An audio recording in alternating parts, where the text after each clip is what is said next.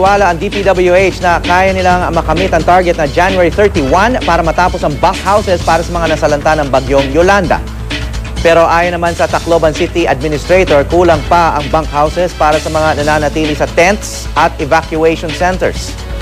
May news to go si Jam Sisante. Jam. Yes, Howie, 135 sa 222 na initial na bunk houses na nasimulan na ng DPWH sa Eastern Visayas ang nakompleto na. Para ni DPWH Eastern Visayas Regional Director Rolando Asis. Kaya naman tiwala daw siyang kaya nilang makamit ang target na January 31 para matapos ang bunk houses. Meron na raw 16 units na nalipatan sa Eastern Samar, 6 units sa Western Samar at 2 units sa Palo, Leyte. Dito sa Tacloban, may ginagawang 51 units.